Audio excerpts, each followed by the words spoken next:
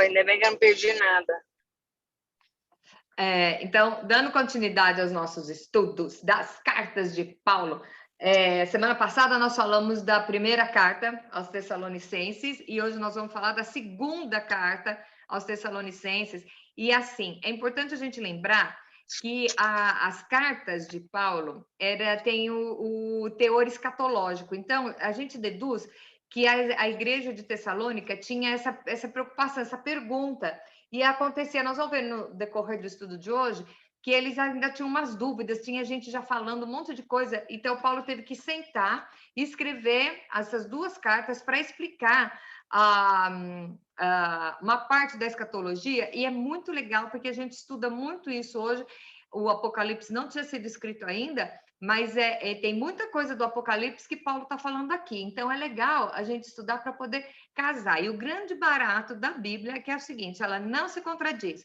Todos os livros foram escritos por pessoas diferentes, em épocas diferentes, com realidade diferente, e, no entanto, abordam o mesmo tema e se completam, tá? E é por isso que a gente fala que o cânon, né, que é o grupo canônico, que são os livros que foram escolhidos para pertencer ao cânon, eles não se contradizem, tá? Então, as primeiras perguntas aqui, eu nem vou ler o texto, porque é Paulo elogiando os Tessalonicenses, como ele já fez na primeira carta. Então, no primeiro estudo, você vai ver ele mais ou menos que repete as qualidades da igreja de Tessalônica. Porém, a igreja estava sendo perseguida. Então, ele começa a colocar aqui como que o perseguido se comporta, né? E como Deus se comporta com o perseguido. Então, a primeira pergunta que nós fizemos é assim, não é nem pergunta, é uma afirmação. Quem escreveu essa carta foi o Paulo, o Silvano e o Timóteo. Vai ser muito legal quando nós terminarmos isso aqui, nós vamos estudar o Timóteo, porque você vai ver exatamente como Paulo tinha carinho por Timóteo, né?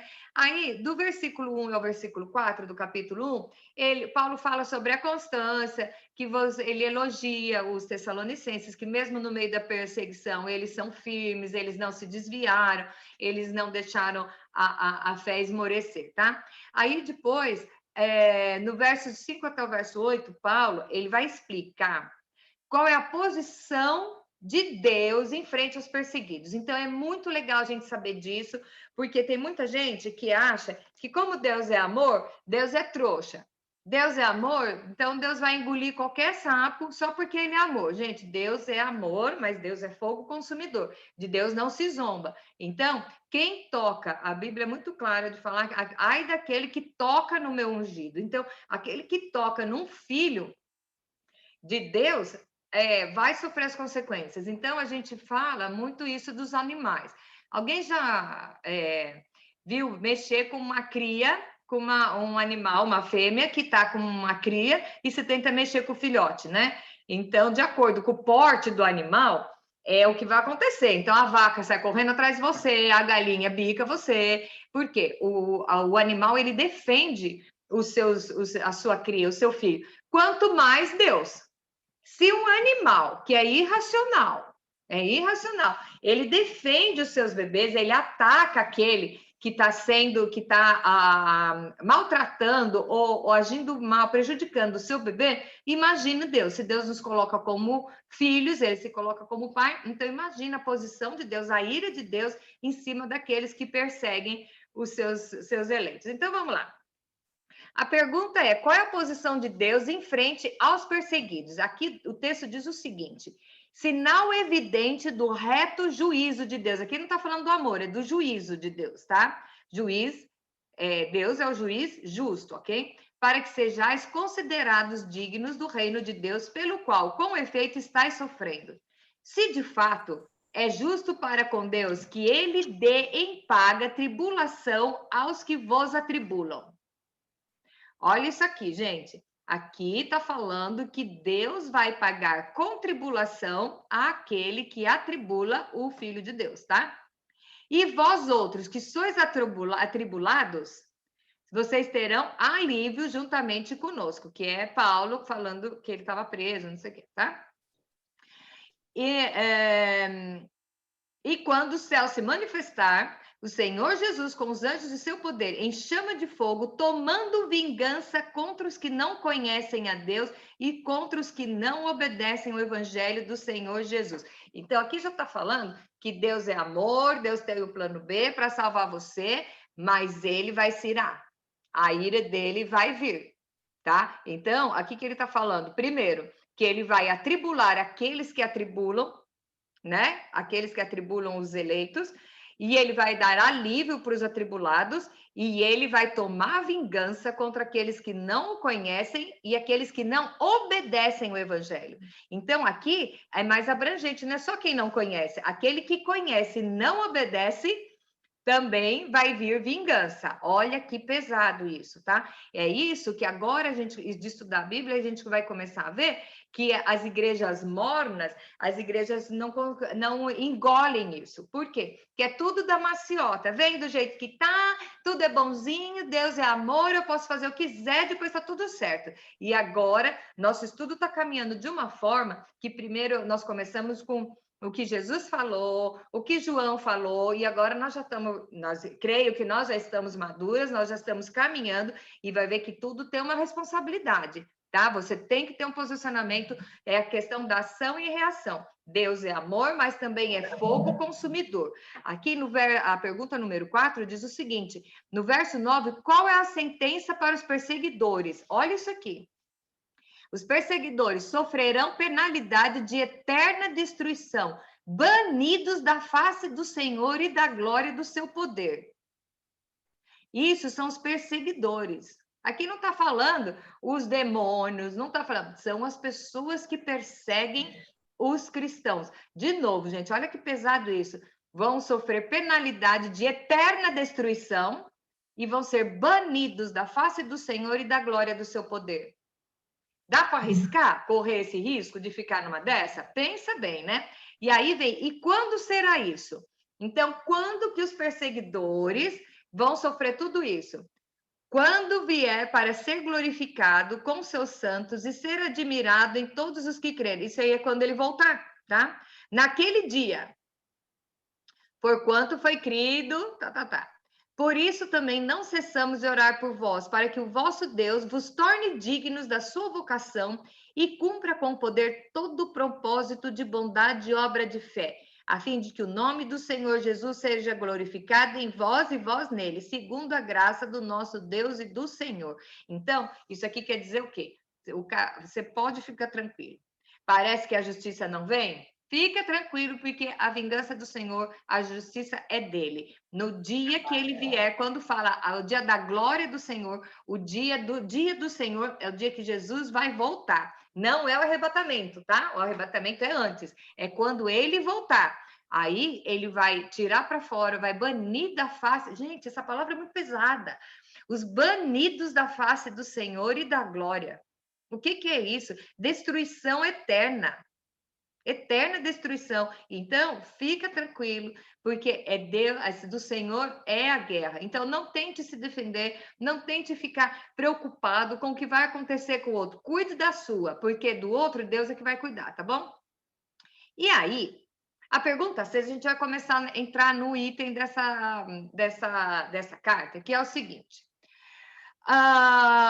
Paulo responde, estava tendo uma linha de doutrina que afirmava que Jesus já havia vindo, tá? Que a segunda vinda já tinha sido, que não ia ser outro momento. E aí Paulo fala uma coisa que parece que ele colocou assim, para a Kátia, que vive na Geórgia, no ano de 2021, no mês de maio, está escrito: irmãos, no que diz respeito à vinda do Senhor Cristo e à nossa reunião com Ele, nós vos exortamos a que não vos demovais em vossa mente com facilidade, nem vos perturbeis, quer por espírito, quer por palavra, quer por epístola, como se precedesse de nós, suponho que tenha chegado o dia do Senhor. Não permita que ninguém venha dizer que já foi.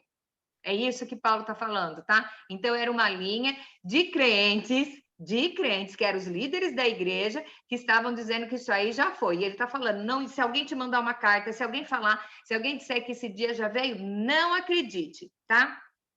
E aí Paulo explica como que a gente sabe que o dia ainda não chegou. porque tinha essa linha de pensamento. Então, Paulo disse assim, ó, ninguém, de nenhum modo, vos engane, porque isso não acontecerá sem que primeiro venha a apostasia e que seja revelado o homem da iniquidade, o filho da perdição. Esse é o anticristo.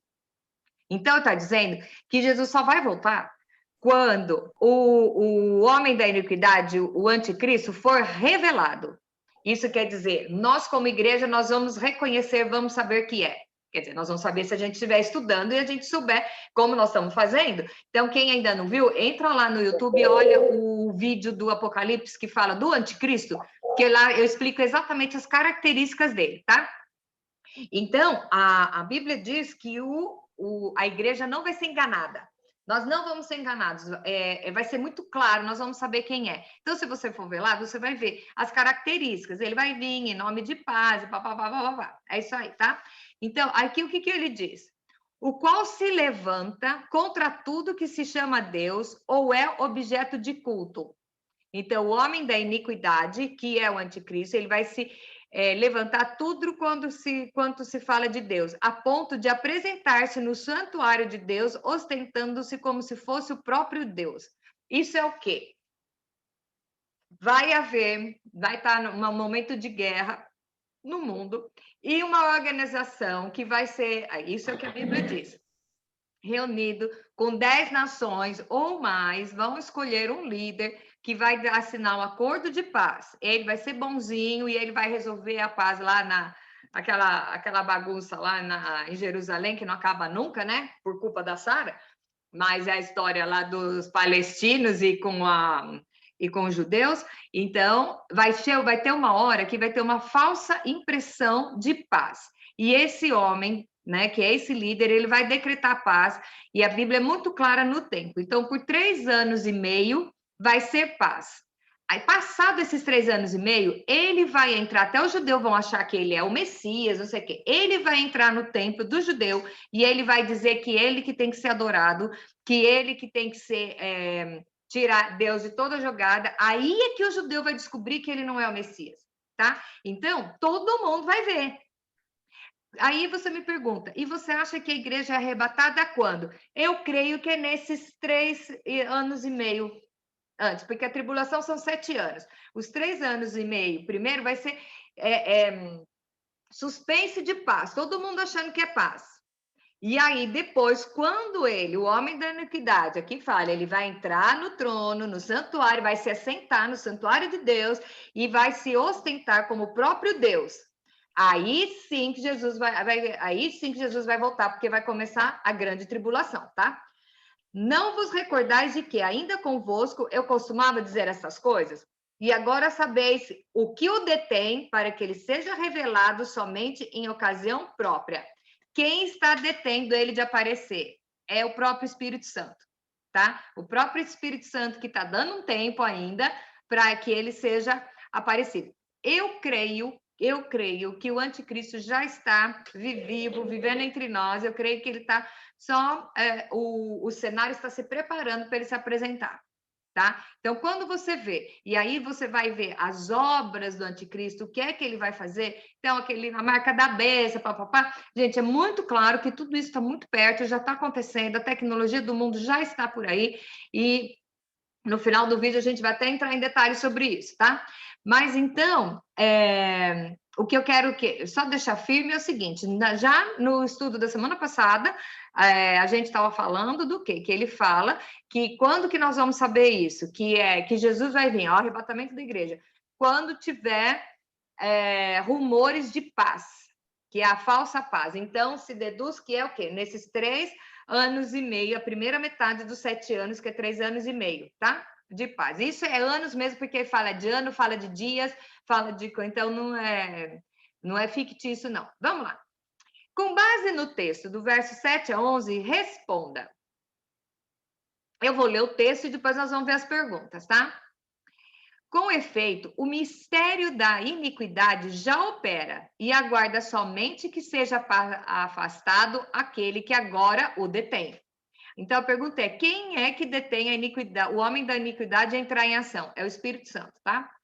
Então, será de fato revelado o iníquo, a quem o Senhor Jesus matará com o sopro da sua boca e o destruirá para a manifestação de sua vinda. Ora, o aparecimento do Enico é segundo a eficácia de Satanás com todo o poder e sinais, prodígios e mentira, e com todo o engano de injustiça aos que perecem, porque não acolheram o amor da verdade para serem salvos. É por esse motivo, pois, que Deus lhes manda a operação do erro para darem crédito à mentira, a fim de serem julgados todos quantos não deram crédito à verdade. Antes, pelo contrário, deleitaram-se com a justiça, tá? Então, as perguntas são: quem detém o homem da iniquidade de entrar em ação? Quem está segurando ele? É o Espírito Santo, tá? Que ainda está preparando o cenário, mas você pode ver que o negócio já está por aí. O que a vinda de Jesus vai falar com ele? Vai fazer com ele? Jesus matará com o sopro da sua própria boca e o destruirá. Quais as características do anticristo? Vamos lá. Eficácia de Satanás, tem o seu poder de Satanás, sinais e prodígios da mentira, ele faz sinais, ele faz prodígios, tá? Engano de justiça, não acolhem o amor da verdade, dá crédito à mentira e se deleitar com a injustiça. Não parece que a gente está assistindo o Jornal Nacional? Né? Quando você vê, ai, mataram, como é que é? Mataram não sei quantos bandidos, mas mataram o policial, matou o policial. Gente, o policial ganhou uma miséria para defender a minha vida e a sua. E o pessoal faz festa quando mata o policial, tá? Então, peraí, pula essa parte. E aí fala, a outra pergunta, qual é a sentença àqueles que não derem ouvidos à justiça? Deus manda a operação de erros e serão julgados. Tá? Então, o que nós temos que ver disso aqui, nesse texto? Reconhecer as características do anticristo. Ele vai fazer milagres? Ele vai. Ele vai fazer prodígios? Vai. Ele vai vir em nome de paz. Então, o que acontece? Vai aparecer. Quando vocês verem que tá situação de guerra e que vai se levantar alguém, que vai ser, eu creio, né, que vai ser alguém eleito pela ONU, que é a Organização das Nações, né? E vai ser representado por pelo menos 10 nações, então creio que seja a ONU mesmo, a Bíblia diz que são 10 nações. Então, o que vai acontecer? Ele vai levantar e vai querer apaziguar. Lá no vídeo, existem algumas coisas que eu coloquei, algumas opções que as pessoas estão falando. Eu não me julgo, não me atrevo a dizer que é ninguém, tá? Mas assim, a gente vai vendo as notícias e vai vendo o que é as características para tentar descobrir. Então, vai ser um cara, ele é político, ele não é religioso, ele vai se levantar, ele vai ter como religioso o profeta, o falso profeta, tá? E ele vai decretar a paz, vai ter a falsa paz. Nesse tempo, ele vai implantar o sistema dele. E o sistema dele, que é o chip. O chip, gente, uma história é o seguinte. Há 20 anos atrás, parecia tudo isso um absurdo, uma obra de ficção. Mas se você for analisar bem, existe um chip que eles estão pondo. Vocês sabem que o cérebro funciona com funções elétricas, né? E eu já vi um tratamento, meu pai morreu com Alzheimer, então eu vi muito tratamento de Alzheimer, que eles fazem o quê? Com Parkinson. Eles põem um eletrodo e eles mandam impulsos elétricos para o cérebro e a pessoa começa a melhorar, começa a lembrar, Então, são impulsos elétricos que vão no cérebro. O pessoal do Parkinson para de tremer, e eu já vi essas experiências e todo mundo, que maravilha, ok. Então, vocês imaginam, o chip, primeiro, moeda única, tá? Todo mundo sabe que agora já está tendo... hoje todo mundo usa dinheiro, quase não usa mais dinheiro de papel, a gente usa mais cartão, né? Mas ainda tem a moeda virtual, que são os bitcoins que está se consolidando, ok? Tudo bem.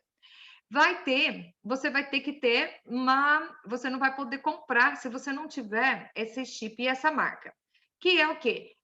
Já tem gente na Suíça que já estão se botando esse chip, porque tem um código de barra e ali diz que é para não ter dinheiro em papel, então você não vai ser mais assaltado, porque você vai ter a marca e você vai comprar alguma coisa, você passa ali e já debita da sua conta o dinheiro que você tem. Não é bom isso? É ótimo, tá? Porque, como dizia meu pai, não é com vinagre que se pega mosca. As ideias são ótimas e é por isso que vai pegar, tá? Aí o que acontece? Essa história do chip eletromagnético que vai no cérebro, o que que acontece que é muito importante, eu estava vendo hoje um cara falando que ele fez um vídeo que é manual de sobrevivência para quem ficar depois do arrebatamento. É muito louco, porque eu achei tão engraçado ter essa ideia, né, de fazer um manual de sobrevivência para quem não for arrebatado, né? E aí, então, mas aí no meio desse vídeo ele começa a falar o seguinte, uma coisa que é muito verdade. Quando você coloca, o seu cérebro, ele funciona por funções elétricas. Se você coloca um chip que ele tem poder para mexer com o seu cérebro, você não vai conseguir se converter depois, porque ele muda o seu pensamento, ele muda as suas emoções. Outra coisa, a Bíblia diz que ninguém vai ser obrigado a colocar o chip. Ninguém vai pegar você na marra a pôr o chip. Você vai pôr por opção. Mas a opção, de repente, vai ser a seguinte: ou eu te mato ou você põe o chip. É a opção. Aí você vai optar. Se você, ninguém que for chipado será salvo.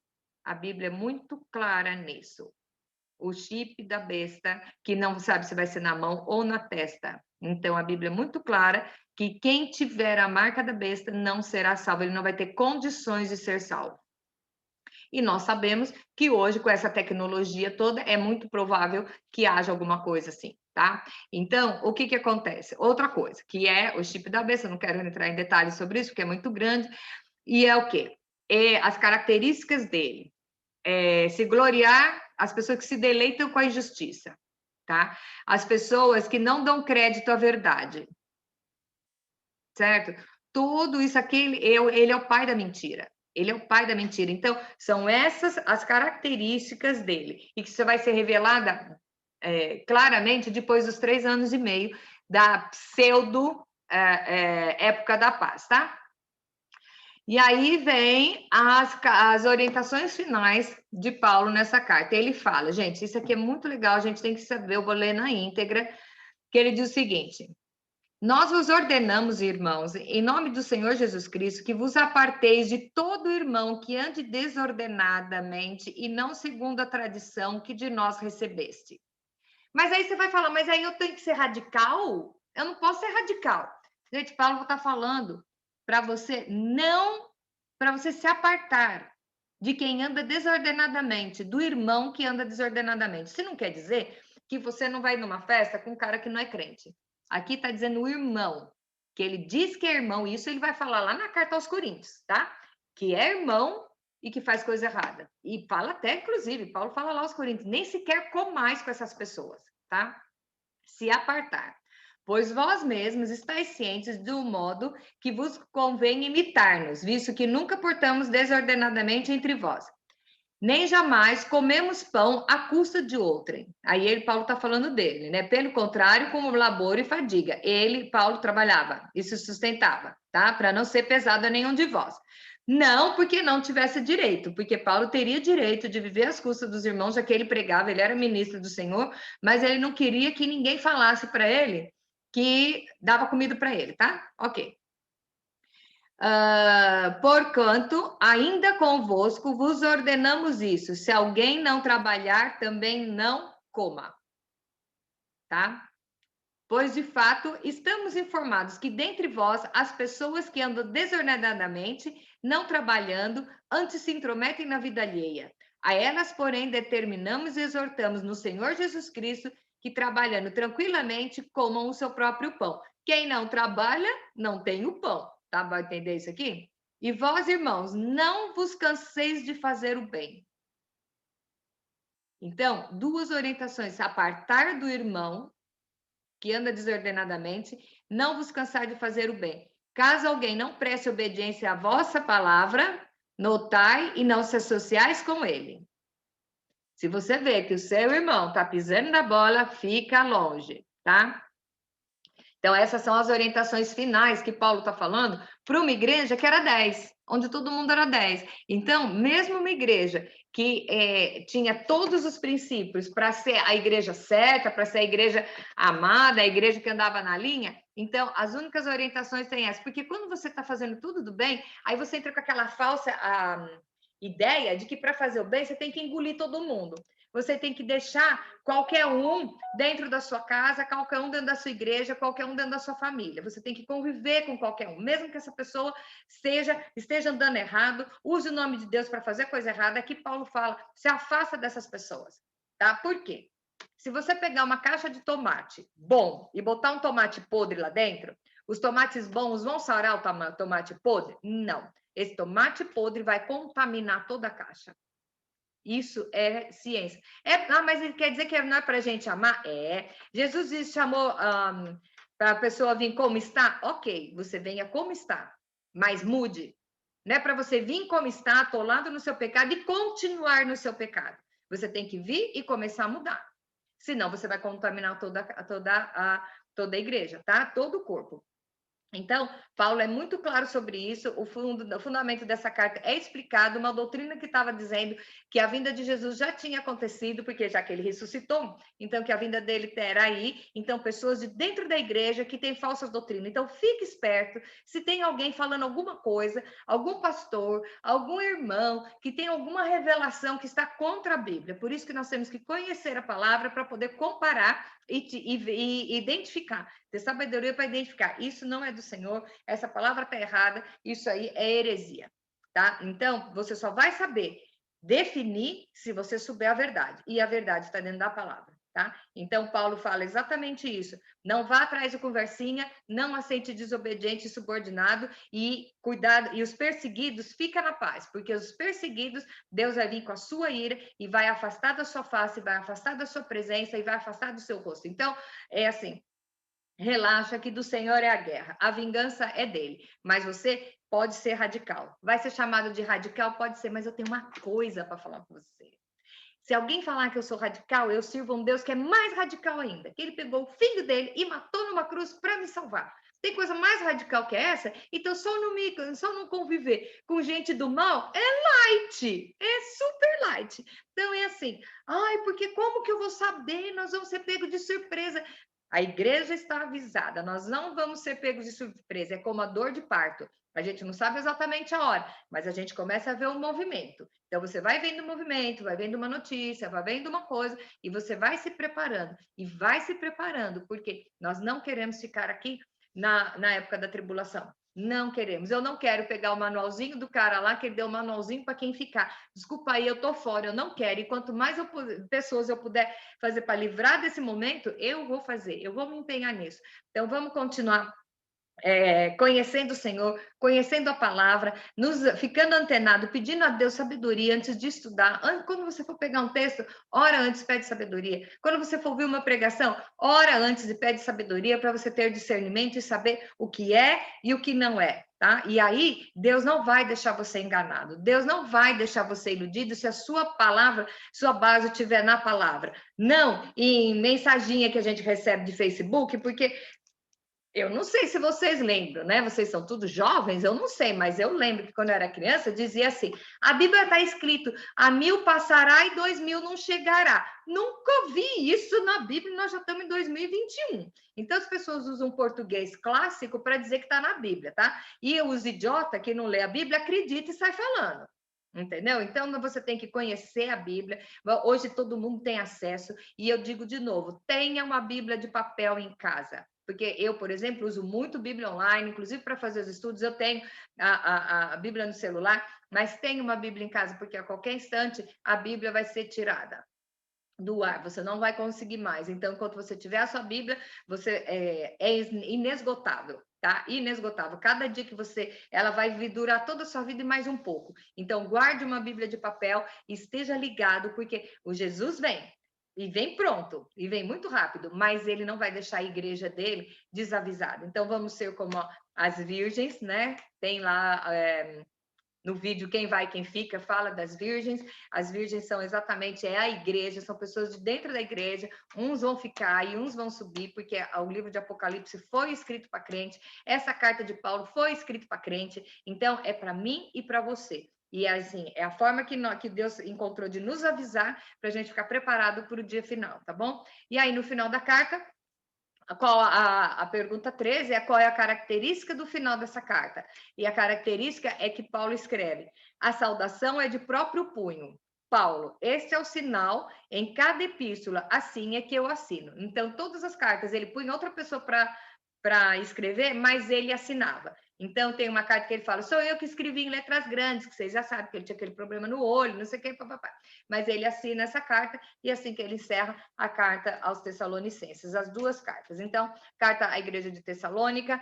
A igreja de Tessalônica é uma igreja muito amada, muito querida, que ele valorizava os membros e ele é uma igreja tão madura espiritualmente que ele aborda os termos, o tema da escatologia, o tema do final dos tempos, nas duas cartas que ele mandou para eles, tá? E que, assim, vai e leia. Leia de novo a primeira carta e lê a segunda carta e você vai comparando, vai saber que Deus não vai nos deixar na mão, tá bom? Um beijo grande para vocês. E agora, semana que vem, vamos começar já com a outra, o nosso outro estudo, e depois nós vamos mudar para Pedro. Então, a próxima carta é de Paulo a Timóteo. Vocês vão ver que Timóteo foi um grande cara. Timóteo andou, foi o discípulo assim de Jesus, de Paulo, que andava com ele mesmo.